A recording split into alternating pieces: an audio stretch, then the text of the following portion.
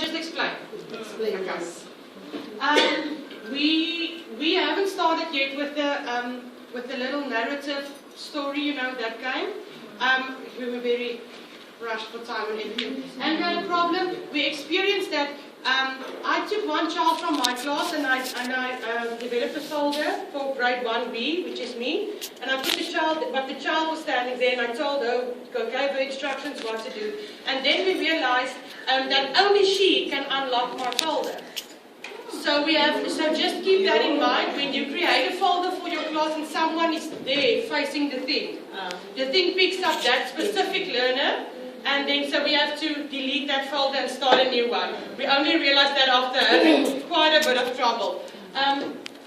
But we enjoyed the adventure games a lot.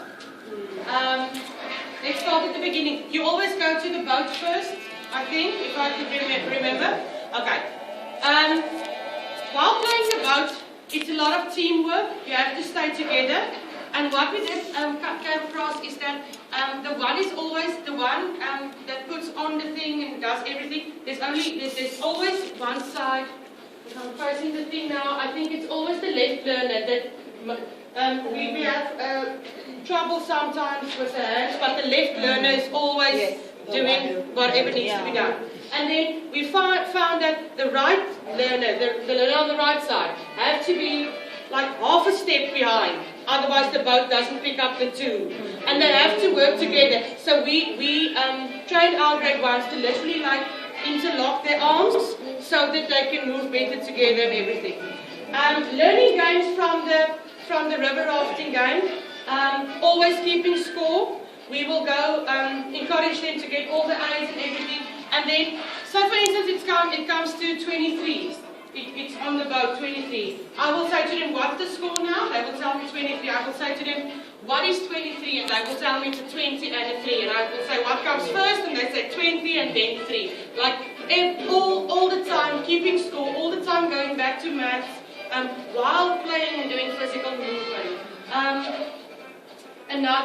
After the boat comes the blocks that you have to hit the balls with. My learners struggled in the beginning with I would say to them, left hand on top, and they would not. And for me as well, because I will stand here and they will stand there facing the game, and I must like literally turn myself around and go right hand there, left hand there, or whatever. I always get confused. So I've learned to be sort of here when the learners are playing, here so that they can see me and I can also see the board. So when I give them instructions, I'm always facing the thing like they are. Otherwise, I'm just confusing myself and everybody else.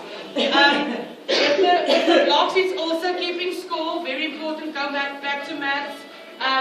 We played a game with the river rafting thing that for every time they hit a group of A's, where there's a group of A's in the air or something, we will say to them, shout out an A word, and the first learner to shout out an A word, a word beginning with A, or we sometimes go ending with A, or in the middle, as an A in the middle, and that learner gets something. So that's pretty much it. Is there anything else? Okay, thank you.